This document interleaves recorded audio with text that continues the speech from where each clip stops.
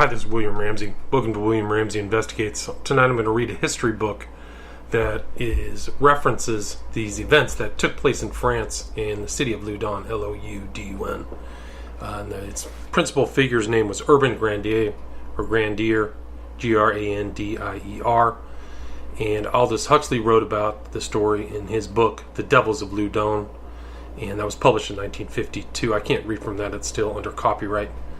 And also, the famous author Alexander Dumas wrote about Urbain Grandier as well. He was also the author of The Three Musketeers, so a very well-known French literary figure wrote about this book. But I'm going to read from a book that I found online. The title of the book is The History of the Devils of Loudun, the alleged possession of the Ursuline Nuns, and the trial and execution of Urbain Grandier.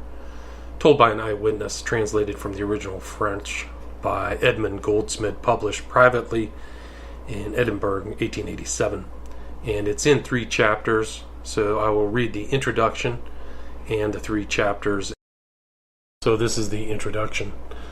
Introduction. The following extraordinary account of the cause célèbre of Urbain Grandier, the curé of Loudun, accused of magic and having caused the nuns of the convent of St. Ursula to be possessed of devils, is written by an eyewitness, and not only an eyewitness but an actor in the scenes he describes.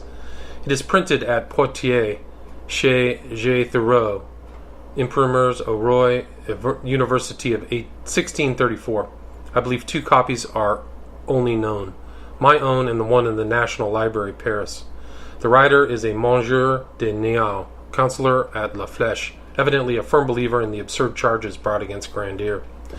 Magic appears to have had its origin on the plains of Assyria, and the worship of the stars was the creed of those pastoral tribes who, pouring down from the mountains of Kurdistan into the wide level where Babylon afterwards raised its 1,000 towers, founded the sacerdotal race of the Chazdim or Chaldeans.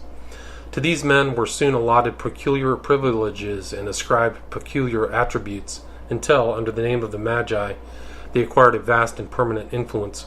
Their temples were astronomical observatories as well as holy places, and the legendary Tower of Babel in the book of Genesis is probably but the mythical equivalent of a vast edifice consecrated to the study of the 7 planets, or perhaps as the court or palace of Bel to the brilliant star of good fortune alone.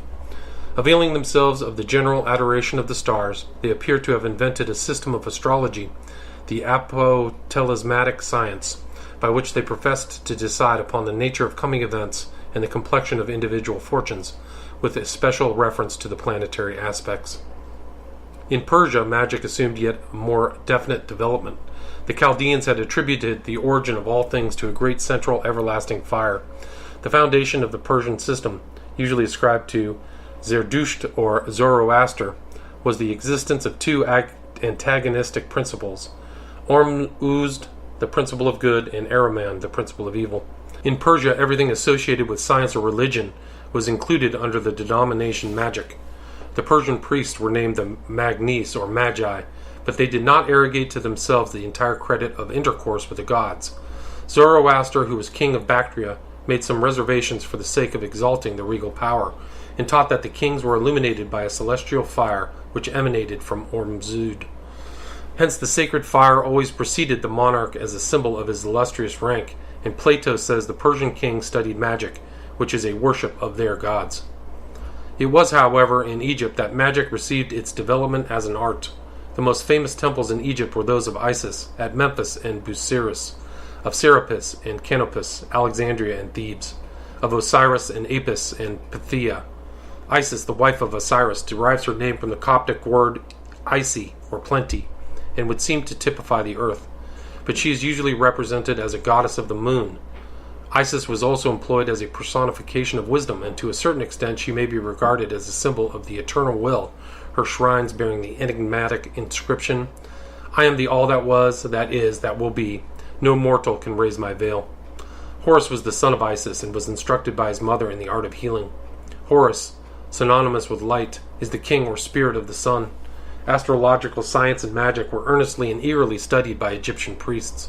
It was their belief that the different stars exercised a powerful influence on the human body.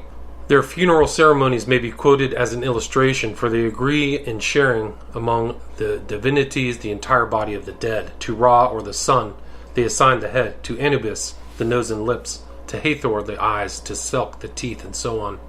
To ascertain the nativity of the astrologer had only to combine the theory of the influences thus exercised by these star-related gods with the aspect of the heavens at the moment of an individual's birth.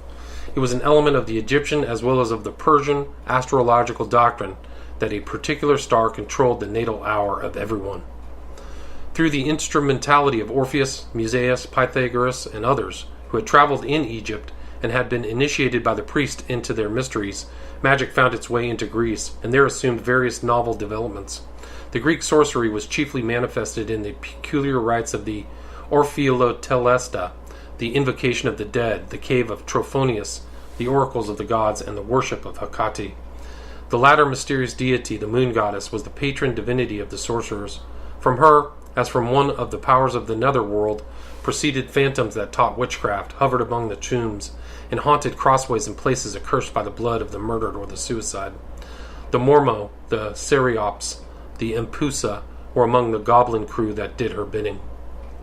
Rome borrowed her magic, no less than her art and literature, from poetic Hellas.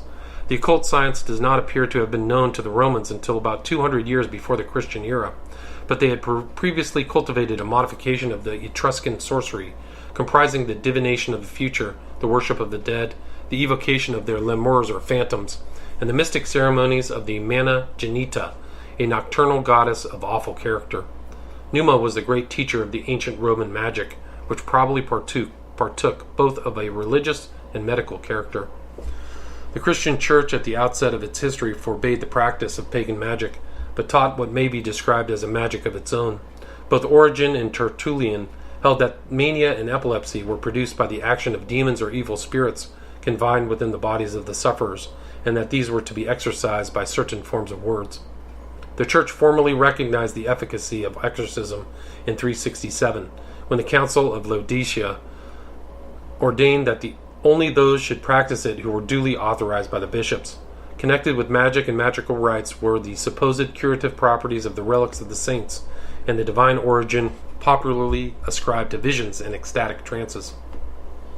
In the Middle Ages, magic asserted its supremacy over the whole of Christian Europe, but it had entirely lost the religious character communicated to it by the Chaldeans. It had degenerated into the black art. It dealt only with the night side of nature, with the evil one and his imps, with the loathsome practices of witchcraft and the enchantments of the necromancer. The scholar rose superior to this low kind of theurgy, but he too no longer sought communion with the heavenly powers. He devoted all his energies to the discovery of the philosopher's stone and the elixir of eternal youth, to the source of illimitable wealth and endless life. Born at Rouvers near Sable at the very end of the 16th century, Urbain Grandier was curate and canon of Loudon. On obtaining this living, he became so popular a preacher that the envy of the monks was excited against him. He was first accused of incontinency, but being acquitted, his enemies instigated some nuns to play the part of persons possessed, and in their convulsions to charge Grandier with being the cause of their visitation. This horrible though absurd charge was countenanced by Cardinal Richelieu, who had been persuaded that Grandier had satirized him. It is this celebrated case which our credulous author here endeavors to prove. The reader will, no doubt, be interested in the wonderful effects said to have been produced by exorcism. This word is a term applied to the act of driving an evil spirit out of one possessed, by command in the name of some divine power. The ability to effect this by such means has been accepted as a belief by pagans, Jews, and Christians, and ceremonials with this object are still in use among the Roman Catholics and the closer followers of the teachings of Luther, who continue to keep his opinions in this respect after the Reformation. One of the minor orders of the Roman Catholic clergy exercised the function, and is only used in cases of supposed demoniacal possession, in the administration of baptism, in the blessing of the holy oil or chrism, and of holy water. Is not my word like as a fire, saith the Lord, like a hammer that breaketh the rocks in pieces? From Jeremiah 29. Healing by words, that is, by the direct expression of the mental power, says Van Helmont, was common in the early ages, particularly in the church, and not only used against the devil and magic arts, but also against all diseases. As it commenced in Christ, so it will continue forever. Not only did the early Christians heal by words, but the old magicians performed their wonders by magic formulas. Many cures, says the Zen de Vesta, are performed by herbs and trees, others by water, and again by words. For it is by the means of the divine word that the sick are most surely healed. The Egyptians also believed in the magic power of words. Platon cured Porphyrius, who lay dangerously ill in Sicily, by wonder-working words, and the latter healed the sick by words and cast out the devil by exorcism. The Greeks were also well acquainted with the power of words and give frequent testimony to this knowledge in their poems. In the oracles, exhortation and prayer were universal. Orpheus calmed the storm by his song, and Ulysses stopped the bleeding of wounds by the use of certain words. Among the Greeks, healing by words was so common that in Athens it was strictly forbidden. A woman was even stoned for using them, as they said that the gods had given healing virtues to stones, plants, and animals, but not to words. Cato is said to have cured sprains by certain words. According to Pliny, he did not alone use the barbaric words motus, dares, dadares, astares, but also a green branch, 4 or 5 feet long, which he split in two and caused to be held over the injured limb by 2 men. Marcus Varro, it is said, cured tumors by words. Servilius Novianus cured affections of the eyes by causing an inscription to be worn suspended around the neck, consisting of the letters A and Z. But the greatest celebrity was gained by Cyrenus Sammonicus by his wonder-working hieroglyphics. They were supposed to be a certain cure for fever, and were in the subjoined form abracadabra. Talismans were inscribed with various signs, and many customs still in use in the East originate from them. Angerius Farius, in his Vera Medendi Methodus, speaks very plainly on this subject. Songs and characters have not alone this power. It exists also in a believing mind, which is produced in the unlearned by the help of visible signs, and in the learned by acknowledged and peculiar influence. The living word which illuminated mankind through Christ showed its divine power over disease, and the true followers of Christ can perform wonders by the power of his word. Our Lord said to the sick man, "Arise and walk," and he arose and went his way. "Open thine eyes," and he saw. "Take up thy bed and walk," and he stood up. "Lazarus, come forth." And he that was dead came forth, bound hand and foot with grave clothes, and his face was bound about with a napkin. But what is this word, which is sharper than a two-edged sword? It is the divine spirit which is ever present, ever active. It is the divine breath which inspires man. And in all ages and in every nation there have been men who possessed miraculous powers, but they were inspired by religion, turned towards God in prayer and unity. The Almighty sees the heart of the supplicant, not alone their words. He sees the belief and intention, and not the rank or education. Even the pious heathens prayed to God, and their peculiar worship maintained the connection and brought about a still closer union between individuals and God, and enabled them in some measure to pierce the veil of ignorance and darkness. And the pious heathen endeavored with all his energies to raise himself to a more intimate relation with God, and therefore a peculiar force lay in the means employed. And what could be more powerful than prayer? And God, in his comprehensive love and affection, would not leave these supplicants unanswered.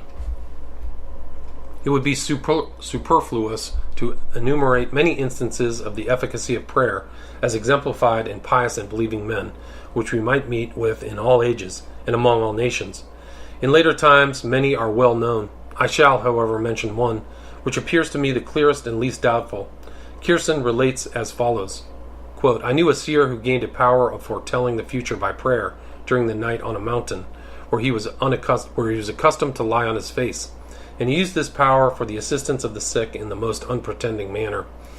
His visions are partly prosaic, partly poetical, and have reference not only to sickness, but to other important and even political events, so that he has much resemblance to the prophets of the Old Testament," unquote. For those to whom the universe is a piece of clockwork, or a perpetual motion, which continues moving forever, of its own accord, to whom the everlasting power and wisdom and love and eternity in nature is as nothing, prayer and supplication must seem objectless and insipid, but they will never be able to perform the works of the soul. To these the magical effects are just as inexplicable, and therefore untrue, as the magical phenomena are unknown. But with all their knowledge and wisdom of the world, nature will ever remain to them a mystery. This is not the place to enter more fully into this subject, but it may not be superfluous to remember that in every word there is a magical influence, and that each word is in itself the breath of the internal and moving spirit. A word of love, of comfort, of promise is able to strengthen the mind, the weak or the physically ill, but words of hatred, censure, enmity, or menace lower our confidence and self-reliance. How easily the worldling who rejoices under good fortune is cast down under adversity, and despair only enters where religion is not, where the mind has no inward or divine comforter. But there is probably no one who is proof against curse or blessing. Part 1. At the beginning of the 17th century, the curate of Loudun was Urbain Grandier. To those talents which lead to success in this world, this man united a corruption of morals which dishonored his character. His conduct had made him many enemies. These were not merely rivals, but husbands and fathers, some of high position, who were outraged at the dishonor he brought on their family. He was nevertheless a wonderfully proud man, and the bitterness of his tongue and the harshness with which he pursued his advantages only excited them the more. And these advantages were numerous, for he had a marvelous faculty for pettifogging. His iniquities had rendered him the scourge of the town, whose principal curate and greatest scandal he was at one and the same moment. This is proved by the dispensations obtained by many fathers of families to assist at the divine service in some other parish, and by the permissions granted them to receive the sacrament from some other hand. But what was still more serious is, that while setting so many people against him, he had been able to form as formidable a party as his own. These were almost all Huguenots, of which Loudun was then full. He had gained their good graces so much that they upheld him to the utmost of their power. This gave rise to the suspicion that he was merely a disguised Calvinist, and by no means unusual occurrence. Thus Grandier, believing himself safe, put no bounds to his audacity. He treated those from whom he differed with contempt, and in his preachings even dared to question the privileges of the Carmelites. He publicly ridiculed their sermons. He even encroached on episcopal jurisdiction by granting dispensations from the publication of marriage bans. This last act caused a sensation, and was reported to Louis de la Roche-Posay, Bishop of Poitiers, to whom at the same time were addressed numerous complaints of the irregular conduct of the curate and of the scandal he caused. The prelate had him arrested and imprisoned till his trial, which took place on the 2nd of June, 1630, when he was condemned to fast on bread and water every Friday for 3 months, forbidden to officiate in the diocese for 5 years, and interdicted for all time from performing divine service in the town of Loudun. Grandier appealed against his sentence to the Metropolitan de Escoubleau de Sordi, Archbishop of Bordeaux, and since then created cardinal. But the prosecution appealed to the Parliament of Paris against this attempt to evade the jurisdiction of the bishop. But as many witnesses had to be heard, most of whom lived in the diocese, the Parliament remitted the case to the courts of Poitiers. Grandier was thus enabled to face his adversaries thanks to the friends he had in the district. The following fact proves this. Among other witnesses, 2 priests, Gervais Machine and Louis Beaulieu, deposed that they had found Grandier lying with women and girls flat on the ground in his church, the gates leading to the street being shut, that several times in extraordinary hours, both during the day and during the night, they had seen women and girls come to his room, that some remained there from 1 o'clock in the afternoon till past midnight, and had their suppers brought there by their maidservants, who used to withdraw at once, that they had also seen him in his church with the doors wide open, and that some women having entered, they were at once closed. Such evidence was absolute ruin to Grandier. Consequently, his friends moved heaven and earth. They used bribery and threats against these priests, and obtained from them a retraction of their evidence. René Grandier, brother of the accused, wrote it with his own hands, and was afterwards proved, and the 2 priests signed it. This evidence destroyed, the cabal had little trouble in turning the legal proceedings to the advantage of Grandier. The court of Poitiers pronounced the acquittal of the charges brought against him. He was so triumphant that he insulted his enemies and treated them with public contempt, as if he were entirely out of the wood. He had yet to appear before the tribunal of the Archbishop of Bordeaux, to whom he had appealed. But here again his friends stood by him, and he obtained a second acquittal, and an order reinstating him to all his functions on the 22nd of November, 1631. The verdict contained a warning to him to behave well and decently according to the holy decretals and canonical constitutions. At the same time, the archbishop, in view of the animosity of his adversaries, thought it would be better and safer for him to exchange livings, and he advised him to leave a town where he was looked upon with such disfavor. Grandier did not think it proper to follow the advice or obey the order.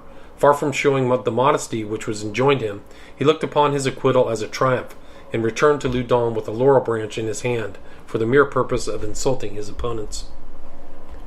Neutral persons were shocked at so little modesty of conduct. His enemies were irritated, and even his friends blamed him. Without pausing an instant, he set to work to obtain every advantage over his adversaries. He was not satisfied with having obtained the full meed he was entitled to.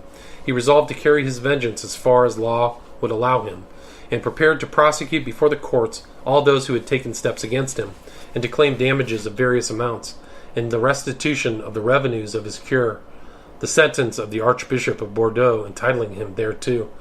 In vain did his best friends use every means to turn him from so imprudent a design.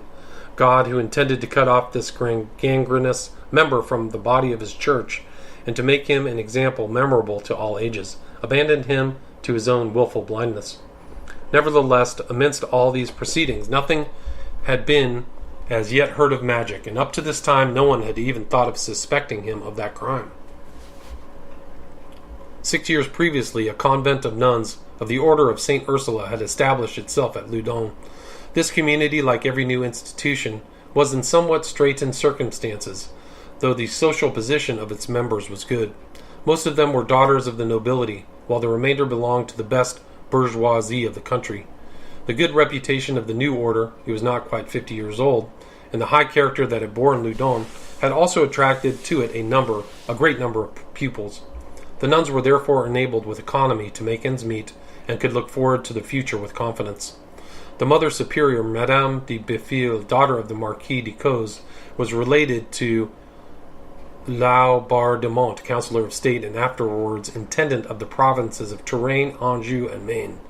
Madame de Sazilly was a connection to the Cardinal Richelieu. The two ladies, Barbesiere sisters, belonged to the house of Nogaret. Madame de Monte was daughter of Marquis Mont de Barache in Anjou. There was also a Madame de Escoubleau, of the same name and family as the Archbishop of Bordeaux. Thus they could flatter themselves with dreams of future successes when they happened to lose their prior Musot, who had charge of their spiritual welfare. A successor had now to be sought. Grandier, who had never had any connection with the convent, offered himself nevertheless as a candidate. The proposal was scornfully rejected, and the superior, Madame de Béfil, had a great quarrel with one of her friends, who urged her to appoint this priest. The choice of the convent fell on Canon Mignon, a man of considerable merit, and in whom spiritual gifts were only equaled by intellectual ones. Grandier, already irritated at his own want of success, was still more annoyed at Mignon's appointment. The contrast in all points between his character and that of the canon was too great for any other result to have been looked for. Every honest man takes a pride in the blamelessness of his profession, and cannot look favorably on a colleague who dishonors it, nor speak favorably of him. The curate, then, had nothing to expect from the canon, who was very intimate with the bishop, and he had already been made aware of the opinions Mignon had expressed at the time of the first trial.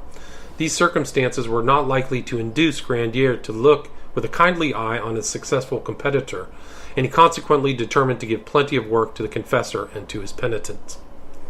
Of the various functions the priest is called upon to perform, none require such a delicacy of treatment as the ministry of the tribunal of penitence. It becomes still more delicate where the consciences of nuns are concerned, but the burden is intolerable, and few could bear it, if extraordinary agencies are employed to increase the difficulty. The anxiety of a newly appointed confessor in such a situation would be easily understood by Grandier, and would tend to console him for his failure in obtaining the coveted position. However this may be, extraordinary symptoms began to declare themselves within the convent, and they were hushed up as far as possible, and not allowed to be known outside the walls. To do otherwise would have been to give the new institution a severe blow, and to risk ruining it at its birth. This the nuns and their confessor understood. It was therefore decided to work in the greatest secrecy and to cure, or at least mitigate, the evil. It was hoped that God, touched by the patience with which the chastisement was borne, would himself, in his mercy, send a remedy. That was all that prudence could devise, but human prudence, always infinitely limited in its views, divine prudence is quite another thing. God had resolved that the mystery of iniquity should no longer lie buried. As the church at its birth gained great credit through similar events, so again in this case did they serve to revive the faith of true believers, and so it will be again in future times. Loudun was fated to behold events of this nature, and they were to produce their ordinary effect, that is, to enlighten those whose consciences, though distorted, had preserved some remnants of original good, and to blind souls darkened with pride and hearts full of perversity. As usually happens, the extraordinary phenomenon displayed in the persons of the nuns were taken for the effects of sexual disease, but soon suspicions arose that they proceeded from supernatural causes, and at last they perceived what God intended everyone to see. Thus the nuns, after having employed the physicians of the body, apothecaries and medical men, were obliged to have recourse to the physicians of the soul, and to call in both lay and clerical doctors, their confessor no longer being equal to the immensity of their labor. For they were 17 in number, and every one was found to be either fully possessed or partially under the influence of the evil one. All this could not take place without some rumor spreading abroad. Vague suspicions floated through the city, and the secret even been kept by the nuns. Their small means would soon have been exhausted by the extraordinary expenses they were put to in trying to hide their affliction, and this, together with the number of people employed in relieving them, must have made the matter more or less public. But their trials were soon increased when the public was at last made acquainted with their state. The fact that they were possessed of devils drove everyone from their convent as from a diabolical residence, and as if their misfortune involved their abandonment by God and man. Even those who acted thus were their best friends. Others looked upon these women as mad, and upon those who tended them as visionaries. For, in the beginning, people still calm had not come to accuse them of being impostors. Their pupils were first taken from them. Most of their relations discarded them, and they found themselves in the deepest poverty. Amidst the most horrible vexations of the invisible spirit, they were forced to labor with their hands to earn their bread. What was most admirable was that the rule of the community was never broken. Never were they known to discontinue their religious observances, nor was divine service ever interrupted. Ever united, they retained unbroken the bonds of charity which bound them together. Their courage never failed, and when the seizure was past, they used to return to their work or attend the services of the church with the same modesty and calmness as in the happy days of yore. I know that malice will not be pleased at such a pleasing portraiture, but this base feeling too natural in the human heart should be banished thence by all men of honor, and who know its injustice and only require that history should be truthful.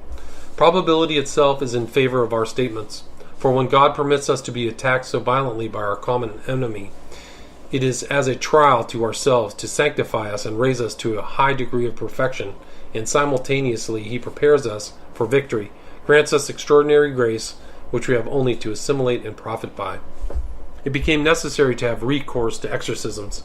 This word alone is for some people a subject of ridicule, as if it had been clearly proved that religion is mere folly and the faith of the church a fable. True Christians must despise these grinning impostors.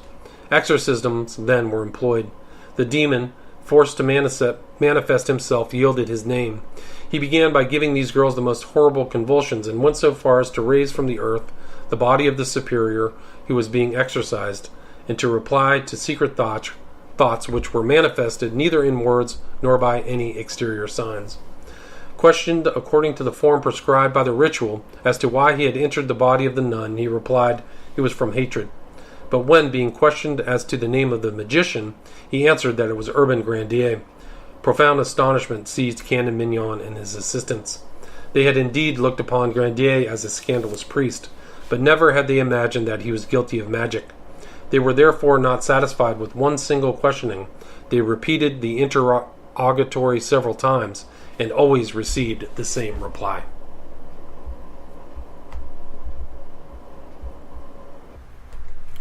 Part 2. The declaration of the evil spirit could not fail to make a great commotion, and to have results which required precautions to be taken at once.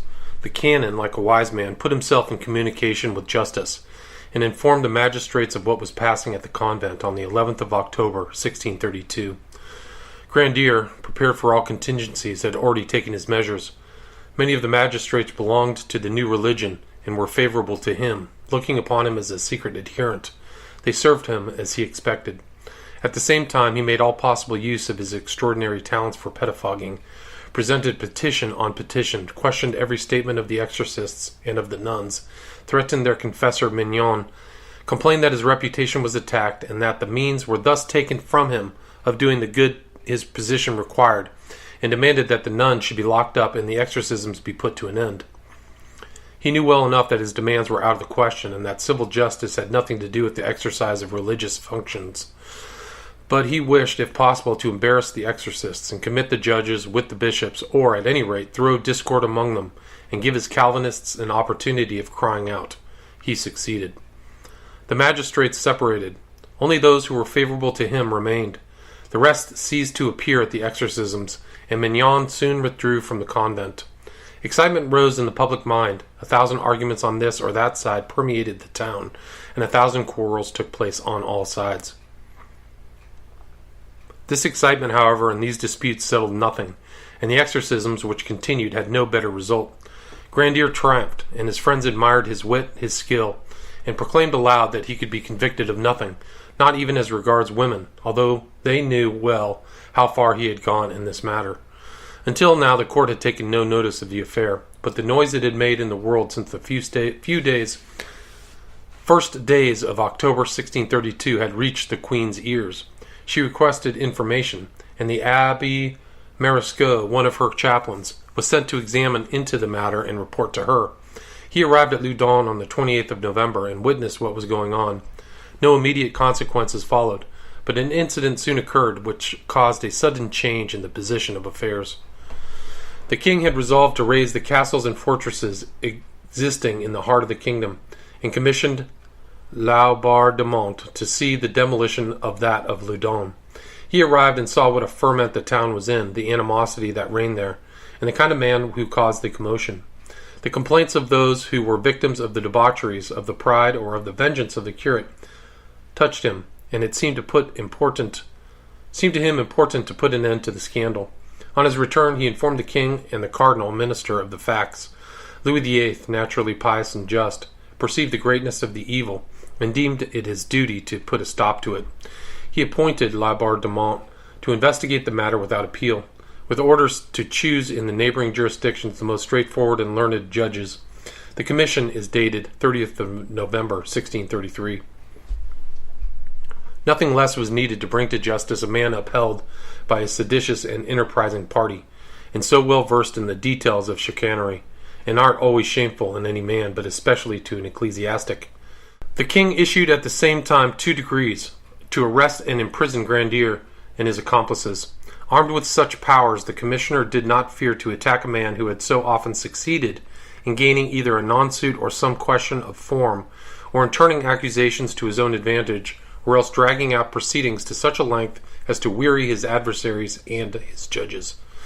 The Calvinists, already irritated at the razing of the castle, which served them as a rallying place in times of rebellion, cried out against this new tribunal, because they saw that it was the sole means of rendering useless the knaveries of their friend. But they cried out much louder when the commissioner arrested the accused, without waiting for informations, and seized all his papers. As if it were not well known that, in criminal matters, this mode of proceeding is usual. In this case it was absolutely necessary, for without this precaution Grandier might have fled and defended himself from afar, engaging the attention of judges who had plenty of work elsewhere. He might have even raised tumults in the city, which might have necessitated violent remedies. These precautions being taken, the commissioner commenced his investigation and proceeded to hear witnesses on the 17th of December, 1633. The commissioner now learned of what Grandier and his party were capable. The witnesses were so intimidated that none would speak, and it required all the royal authority to reassure them.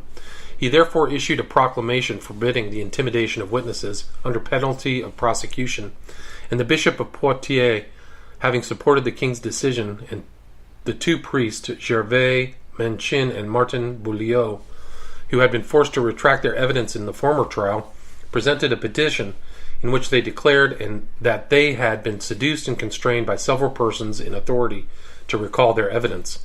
They now affirmed the first evidence to be true. The evidence of the nuns was also heard, and that of laypersons of both sexes, amongst others of 2 women, the one of whom confessed having had criminal relationships with Grandier, and that he had offered to make her princess of magicians, whilst the second confirmed the evidence of the first. As regards the nuns, they deposed that Grandier had introduced himself into the convent by day and night for 4 months, without anyone knowing how he got in, that he presented himself to them while standing at a divine service, and tempted them into indecent actions by both word and deed, that they were often struck by invisible persons, that the marks of the blows were so visible that the doctors and surgeons had easily found them, and that the beginning of all these troubles was signalized by the apparition of Prior Mousseau, their first confessor.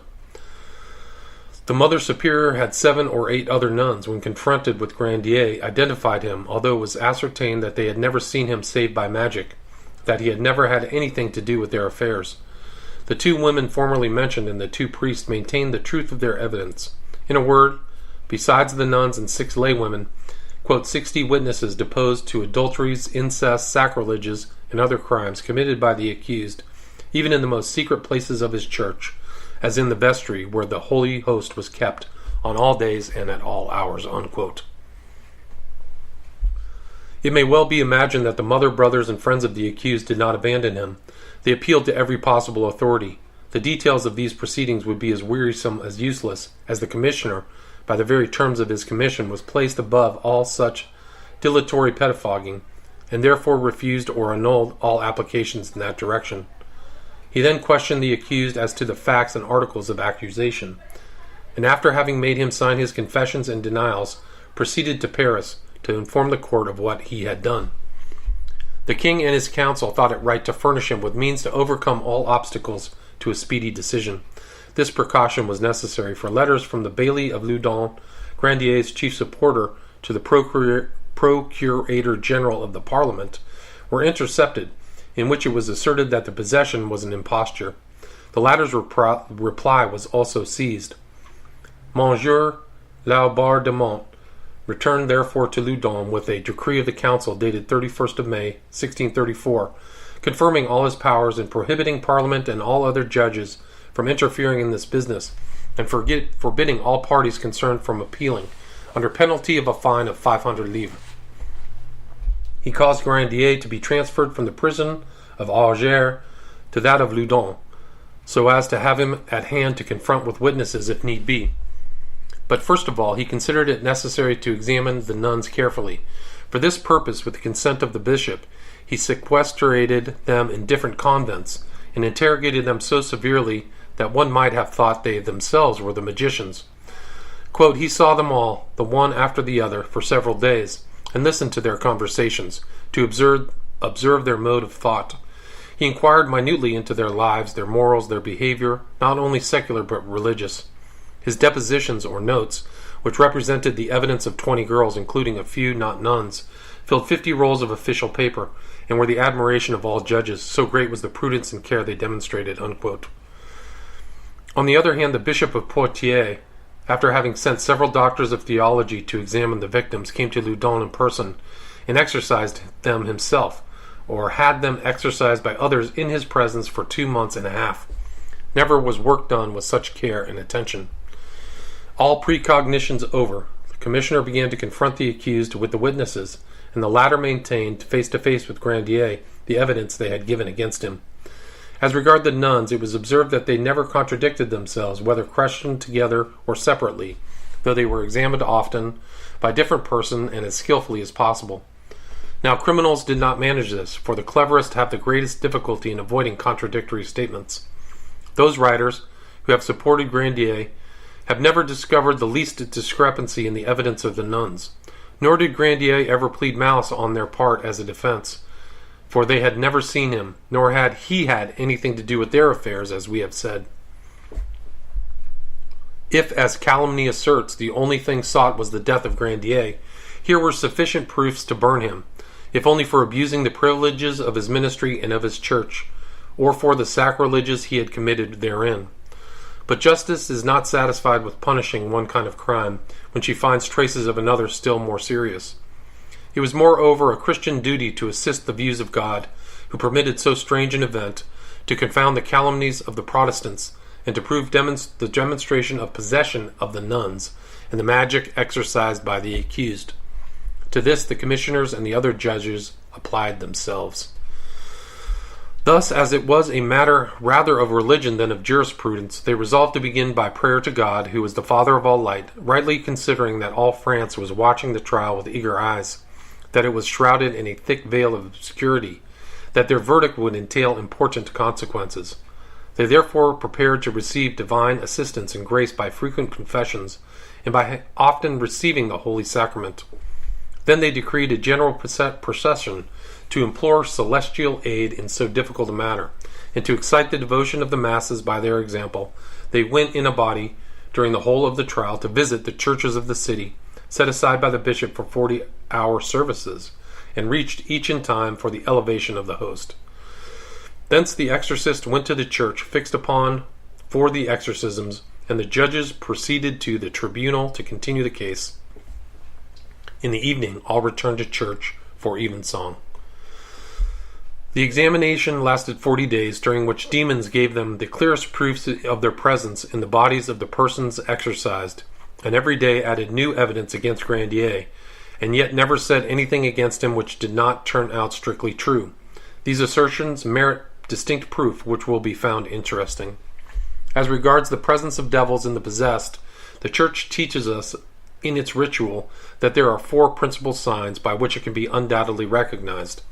These signs are the speaking or understanding of a language unknown to the person possessed, the revelation of the future, or of events happening far away, the exhibition of strength beyond the years and nature of the actor, and floating in the air for a few moments.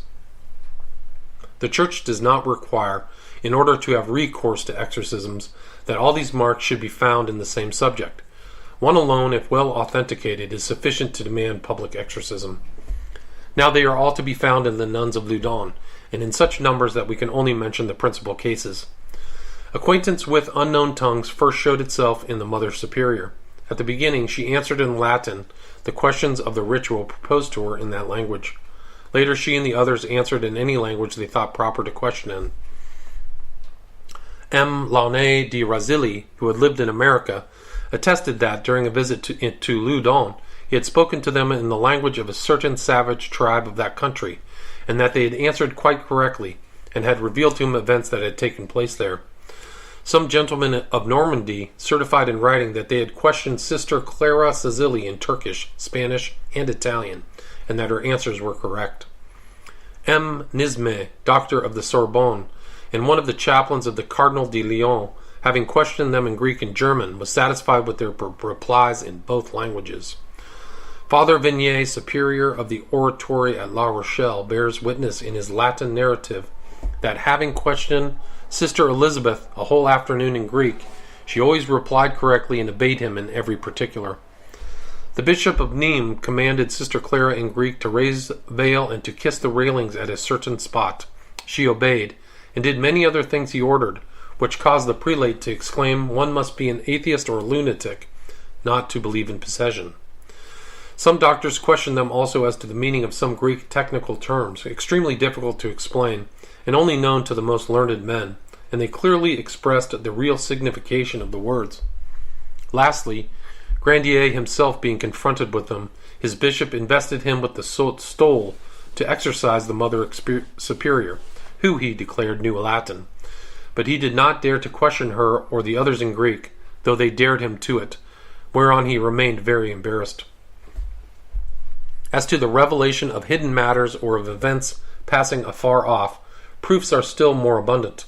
We will only select a few of the most remarkable. M. Morin, prior of Saint Jacques de Thouars, having requested M. Morin, commissioner appointed by the Bishop of Poitiers to watch over the possessed and to assist in the trial of Grandier, to allow some sign to be given proving actual infernal possession, whispered to Morin that he wished one of the possessed to bring him 5 rose leaves.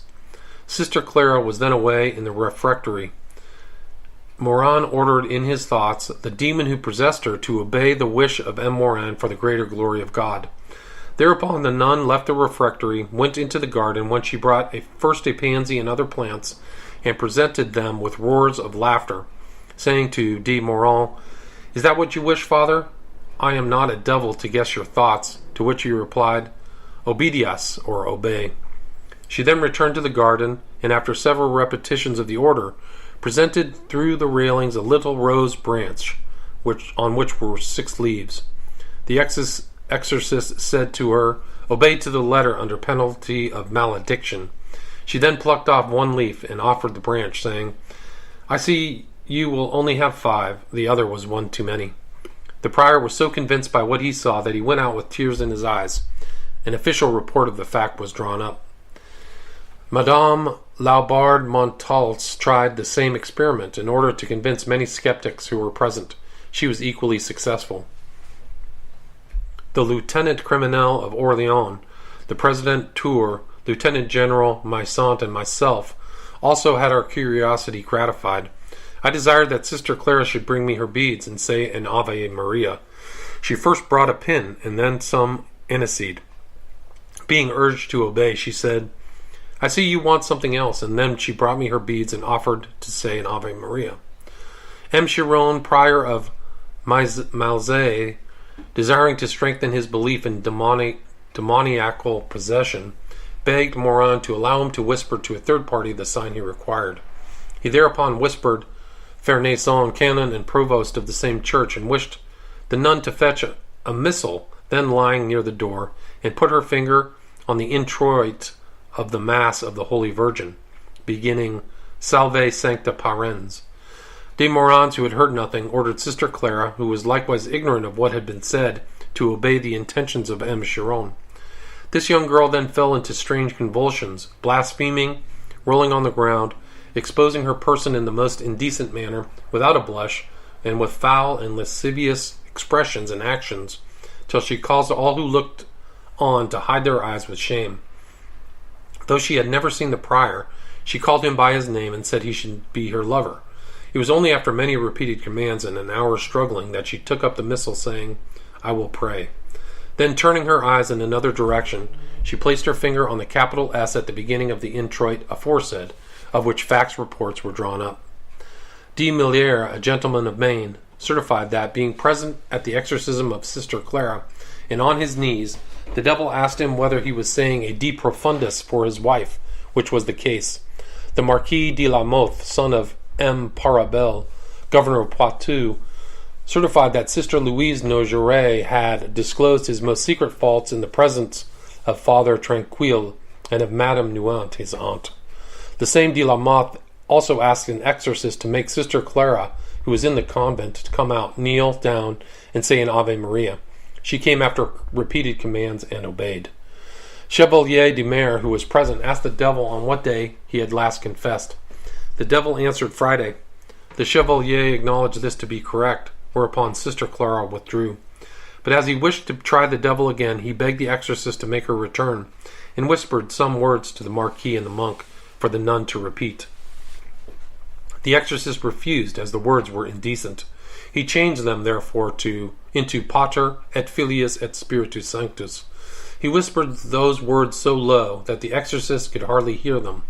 The nun, who was in another room, came at the command of the father, and addressing the Chevalier, first said the indecent words the monk had refused, then repeated several times Gloria Patri et Filio et Spiritu Sancto.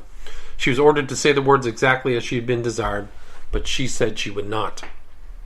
The Bishop of Nimes, being present at an exorcism by Father Serin, begged him to order something in a different Latin, and the demon thereupon performed what was wanted. A Jesuit, wishing to try what so many people stated they had experienced, gave an inward order to a demon who had been exorcised, then immediately another.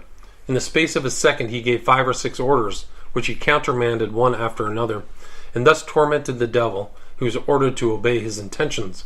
The demon repeated his commands aloud, beginning by the first and adding, "But you won't." And when he had come to the last, he said, "Now let's see whether we can do this." When it rained, said Father Serene, the devil used to place the Mother Superior under the water spout. As I knew this to be a habit of his, I commanded him mentally to bring her to me, whereupon she used to come and ask me, "What do you want?" Another thing which struck the exorcists was the instantaneous answers they gave to the most difficult questions of theology, as to grace, the vision of God, angels, the incarnation, and similar subjects, always in the very terms used in the schools. The corporal effect of possession is a proof which strikes the coarsest minds. It has this other advantage, that an example convinces a whole assembly. Now the nuns of Loudun gave these proofs daily. When the exorcist gave some order to the devil, the nuns suddenly passed from a state of quiet into the most terrible convulsions, without the slightest increase of pulsation. They struck their chests and backs with their heads, as if they had their neck broken, and with inconceivable rapidity. They twisted their arms at the joints of the shoulder, the elbow, and the wrist 2 or 3 times round. Lying on their stomachs, they joined their palms of their hands to the soles of their feet. Their faces became so frightful, one could not bear to look at them. Their eyes remained open without winking. Their tongues issued suddenly from their mouths, horribly swollen, black, hard, and covered with pimples. And yet, while in this state they spoke distinctly, they threw themselves back till their heads touched their feet, and walked in this position with wonderful rapidity, and for a long time. They uttered cries so horrible and so loud that nothing like it was ever heard before. They made use of expressions so indecent as to shame the most debauched of men, while their acts, both in exposing themselves and inviting lewd behavior from those present, would have astonished the inmates of the lowest brothel in the country. They uttered maledictions against the 3 divine persons of the Trinity, oaths and blasphemous expressions so execrable, so unheard of, that they could not have suggested themselves to the human mind. They used to watch without rest, and fast 5 or 6 days at a time, or be tortured twice a day as we have described during several hours, without their health suffering. On the contrary, those that were somewhat delicate appeared healthier than before their possession. The devil sometimes made them fall suddenly asleep. They fell to the ground and became so heavy that the strongest man had great trouble in even moving their heads. Francois Philistreau, having her mouth closed, one could hear within her body different voices speaking at the same time, quarreling and discussing who should make her speak. Lastly, one often saw Elizabeth Blanchard, in her convulsions, with her feet in the air and her head on the ground, leaning against a chair or a window sill without other support. The Mother Superior from the beginning was carried off her feet and remained suspended in the air at the height of 24 inches. A report of this was drawn up and sent to the Sorbonne, signed by a great number of witnesses, ecclesiastics, and doctors, and the judgment thereon of the Bishop of Poitiers, who was also a witness. The doctors of the Sorbonne were of the same opinion as the bishop, and declared that infernal possession was proved. Both she and other nuns lying flat, without moving foot, hand, or body, were suddenly lifted to their feet like statues. In another exorcism, the Mother Superior was suspended in the air, only touching the ground with her elbow. Others, when comatose, became supple like a thin piece of lead, so that their body could be bent in every direction, forward, backward, or sideways, till their head touched the ground, and they remained thus so long as their position was not altered by others. At other times they passed the left foot over their shoulder to the cheek. They passed also their feet over their head, till the big toe touched the tip of the nose. Others again were able to stretch their legs so far to the right and left that they sat on the ground without any space being visible between their bodies and the floor, their bodies erect and their hands joined. One, the Mother Superior, stretched her legs to such an extraordinary extent that from toe to toe the distance was 7 feet, though she was but 4 feet high. But some time before the death of Grandier, this lady had a still stranger experience. In a few words, this is what happened. In an exorcism, the devil promised Father Lactance, as a sign of his exit, that he would make 3 wounds on the left side of the Mother Superior. He described their appearance and stated the day and hour when they would appear. He said he would come out from within, without affecting the nun's health, and forbade that any remedy should be applied, as the wounds would leave no mark. On the day named, the exorcism took place, and as many doctors had come from the neighboring towns to be present at this event, Laubardemont made them draw near, and permitted them to examine the clothes of the nun, to uncover her side in the presence of the assembly, and to look into all the folds of her dress, of her stays, of which there were whalebone, and of her chemise, to make sure there was no weapon. She only had about her scissors, which were given over to another. Laubardemont asked the doctors to tie her, but they begged him to let them first see the convulsions they had heard spoken of.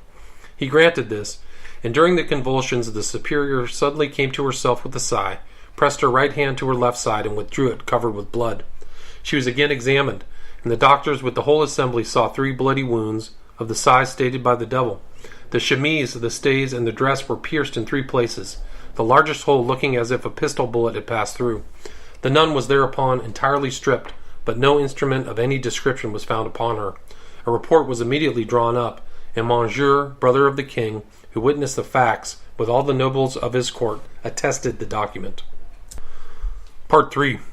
On Friday, the 23rd of June, 1634, about 3 o'clock in the afternoon, the Bishop of Poitiers and M. Laubardemont being present, Grandier was brought from his prison to the church of St. Croix in his parish to be present at the exorcisms. All the possessed were there likewise.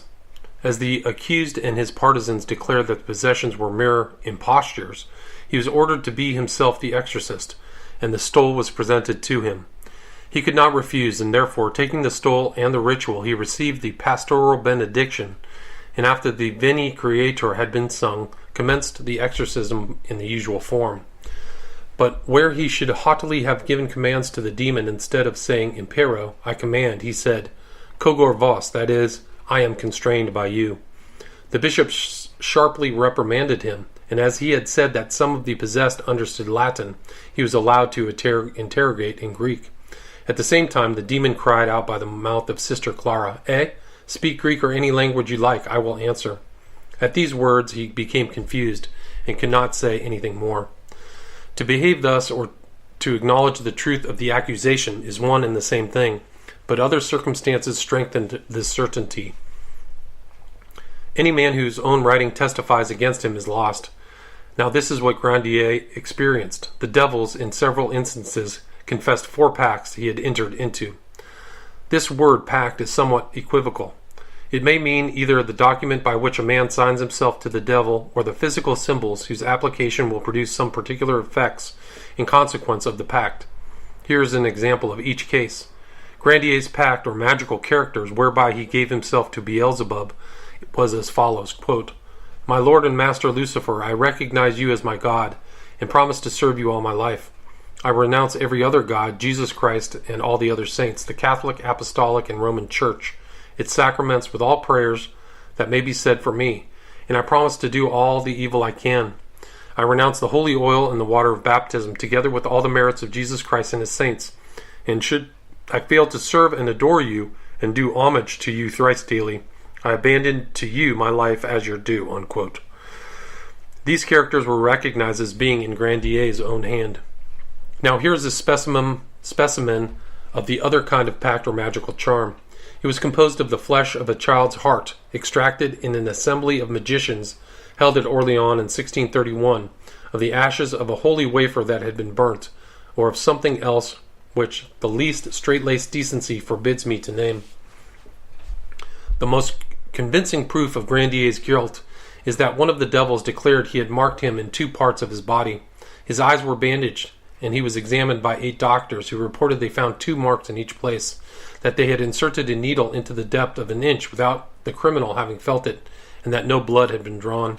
Now this is a most decisive test, for however deeply a needle be buried in such marks, no pain is caused, and no blood can be extracted when they are magical signs. But if the devils, overcome by the exorcisms, at times gave evidence against the criminal, at others they seemed to conspire to blacken him still more under the semblance of an apparent justification. Thus several of the possessed spoke in his favor, and some went even as far as to confess that they had calumniated him. Indeed, the Mother Superior herself, one day when Laubardemont was in the convent, stripped herself to her shift, and with a rope around her neck and a candle in her hand, stood for 2 hours in the middle of the yard, although it was raining heavily. And when the door of the room in which Laubardemont was seated was opened, she threw herself on her knees before him, declaring she repented of the crime she had committed in accusing Grandier, who was innocent. She then withdrew and fastened the rope to a tree in the garden, attempting to hang herself, but was prevented by the other nuns. When the devil played these kinds of tricks, they forced him to retract, by calling on him to take Jesus Christ present in the Eucharist as witness of the truth of his statement, which he never dared to do. What criminals could ever be condemned if such proofs were not deemed sufficient? The certainty of the possessions, the depositions of the two priests who accused him of sacrilege, those of the nuns declaring that they saw him day and night for 4 months, though the gates of the convent were kept locked, the two women who bore witness that he offered to make one of them princess of the magicians, the evidence of 60 other witnesses, his own embarrassment and confusion on so many occasions, the disappearance of his 3 brothers, who had fled and were never seen again, his pact and the magical characters that were afterwards burnt with him, all these placed his guilt beyond doubt. The trial being completed, the magician duly convicted, there only remained to sentence the evildoer. The commissioners assembled at the Carmelite convent, and it was noticed that there was not the slightest difference of opinion among all the 14 judges, though they had never seen or known one another. They were all agreed as to the penalty to be inflicted, and having pronounced their sentence, they were filled with joy, and their conscience was perfectly at rest. It was as if God, whose honor was so interested in this affair, had intended to give them this consolation. No one among the Catholics, or indeed among all honest men, failed to applaud the sentence of Grandier. It was as follows, quote, "We have declared and declare that said Urbain Grandier attained and convicted of the crimes of magic, maleficence, and possession occurring through this act, in the persons of certain Ursuline nuns of this town of Loudon and other women, together with other crimes resulting therefrom. For reparation whereof we have condemned and do condemn the said Grandier to make amend honorable, bareheaded, a rope around his neck, holding in his hand a burning torch of the weight of 2 pounds, before the principal gate of Saint Pierre du Marche, and before that of Saint Ursula of the said town, and there on his knees to ask pardon of God, the King, and justice, and that done to be led to the public square of Saint Croix, and there be tied to a stake. For that purpose shall be erected in said square, and his body to be burnt with the pacts and magical inscriptions now in custody of the court, together with the manuscript book written by him against the celibacy of priests, and his ashes to be scattered to the wind. We have declared all his property forfeited and confiscated to the crown, less a sum 150 livres, which shall be expended in the purchase of a copper plate, on which shall be engraved the present sentence, and the same shall be placed in a prominent position in the said church of Saint Ursula, there to be preserved forever. And before this present sentence shall be carried out, we order that the said Grandier should be put to the question ordinary and extraordinary, to discover his accomplices, pronounced at Loudun on the said Grandier, and executed the 18th of August, 1634. In execution of this sentence, he was taken to the Court of Justice of Loudun.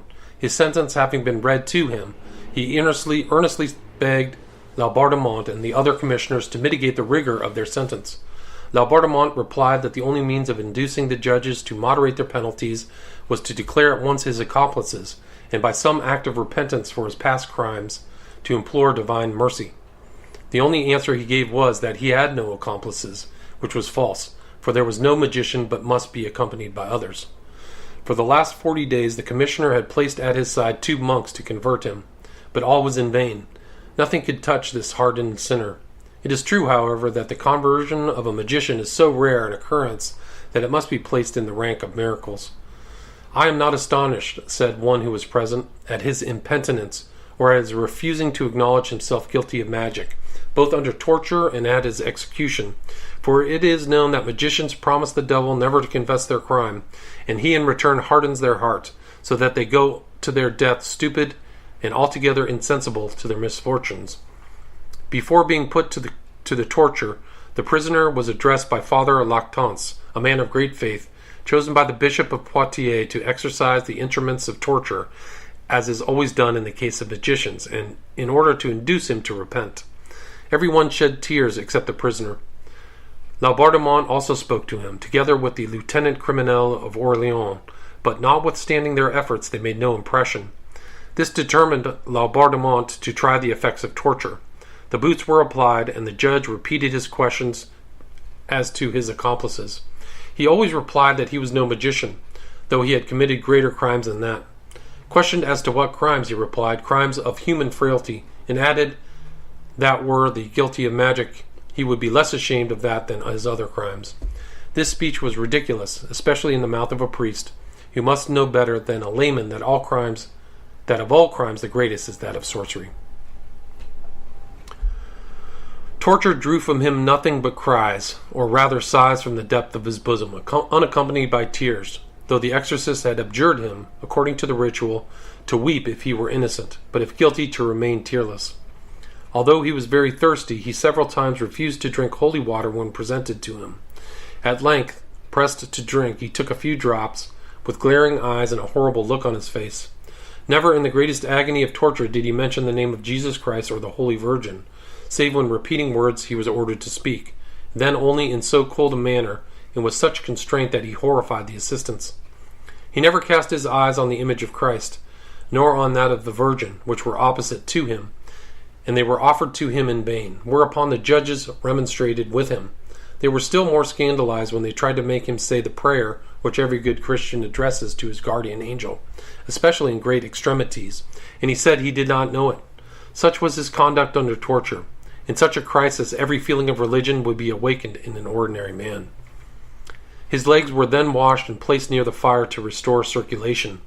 He then began to talk with the guards, joking and laughing, and would have gone on had they allowed him. He spoke neither of receiving the sacrament of penitence nor of imploring God's pardon. They had given him for a confessor Father Archangel, who asked him if he did not wish to confess.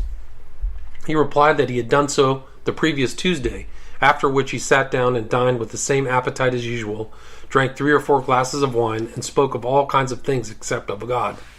Instead of listening to what was said to him for the good of his soul, he made speeches he had prepared beforehand, as if he were preaching. They consisted in complaints as to the pain of his legs, and of a feeling of chilliness about his head, in asking for something to eat or drink, and in begging that he might not be burned alive. When he was carried to the courthouse where the Holy Fathers began to prepare him for death, he pushed back with his hand a crucifix which was presented to him, and muttered beneath his teeth some words which were not heard. His guards, witnessing this action, were scandalized, and told the monk not to offer him the crucifix again, since he rejected it. He recommended himself to no one's prayers, neither before nor during the execution of the sentence. Only as he passed through the streets, turning his head on one side or the other to see the people, it was noticed that he said twice, with an appearance of vanity, "Pray God for me," and that those to whom he spoke were Huguenots, among whom was an apostate. The monk who was with him exhorted him to say, "Cor mundum crea in me Deus." Grandier turned his back on him and said with contempt, "Cor mundum crea in me Deus." Having reached the place of execution, the fathers redoubled their charitable solicitude and pressed him most earnestly to be converted to God at that moment, offered him the crucifix, and placed it over his mouth and on his chest. He never deigned to look at it, and once or twice even turned away. He shook his head when holy water was offered him. He seemed eager to end his days, and in haste to have the fire lighted, either because he expected not to feel it, or because he feared he might be weak enough to name his accomplices, or perhaps, as is believed, in fear lest pain should extract from him a renunciation of his master Lucifer. For the devil, to whom magicians give themselves body and soul, so thoroughly masters their mind that they fear him only, and expect and hope for nothing save from him. Therefore did Grandier protest, placing his hand on his heart, that he would say no more than he had already said. At last, seeing them set fire to the wood, he feared that they did not intend to keep their promise to him, but wished to burn him alive, and uttered loud complaints. The executioner then advanced, as is always done, to strangle him, but the flames suddenly sprang up with such violence that the rope caught fire, and he fell alive among the burning wood. Just before this, a strange event happened. In the midst of all this mass of people, notwithstanding the noise of so many voices and the efforts of the archers, who shook their halberts in the air to frighten them, a flight of pigeons flew round and round the stake. Grandier's partisans, impudent to the end, said that these innocent birds came in default of men as witnesses of his innocence. Others thought very differently, and said it was a troop of demons who came, as sometimes happens on the death of great magicians, to assist at that of Grandier, whose scandalous impenitence certainly deserved to be honored in this manner. His friends, however, called this hardness of heart constancy, and had his ashes collected as if they were relics, they who did not believe in such things, for the Huguenots looked upon him as one of themselves, especially when they noticed that he never called on the Virgin or looked at the crucifix. Thus did he close his criminal career by a death which horrified not only Catholics, but even the more honorable of the Calvinist party. But the end of the magician was not the end of the effects of his sorcery, and the possessions, far from ceasing, as had been hoped, continued for a time. God permitted that a great number of those who had been connected with the affair should be more or less vexed by demons. The civil servant Louis Chauvet was seized with such a fear that his mind gave way, and he never recovered. The Sieur Manoury, the surgeon who had sounded the marks which the devil had impressed on the magician priests, suffering from extraordinary troubles, was of course said by the friends of Grandier to be the victim of remorse. Here are the particulars of the death of this surgeon. One night, as he was returning about 10 o'clock from visiting a sick man, walking with a friend, and accompanied by a man carrying a lantern, he cried all of a sudden, like a man awaking from a dream, "Ah, there is Grandier. What do you want?" At the same time he was seized with trembling. The two men took him back to his home, where he continued to talk to Grandier, whom he thought he had before his eyes. He was put to bed filled with the same illusion, shaking in every limb. He only lived a few days, during which his state never changed. He died believing the magician was still before him and making efforts to keep him at arm's length. Father Lactance, the worthy monk who had assisted the possessed in their sufferings, was himself attacked some time after the death of the priest. Feeling the first symptoms, he determined to go to Notre Dame des Ardeliers, whose chapel, served by the priest of the oratory, is held in great veneration in Saumur and its neighborhood. Canaillet, who was going into the country, gave him a seat in his carriage. He had heard speak of his state, and knew that he was tormented by the devil, but he nevertheless joked about the matter, when, all of a sudden, whilst rolling along perfectly level road, the carriage turned over with the wheels in the air, without anyone being in any way hurt. The next day they continued their voyage to Saumur, when the carriage again turned over in the same way, in the middle of Rue de Faubourg de Fenay, which is perfectly smooth and leads to the chapel of Ardelier. This holy monk afterwards experienced the greatest vexations from the demons, who at times deprived him of sight and at times of memory. They produced in him violent fits of nausea, dulled his intelligence, and worried him in numerous ways. At length, after being tried by so many evils, God called him to him. 5 years later, died in the same disease Father Tranquille.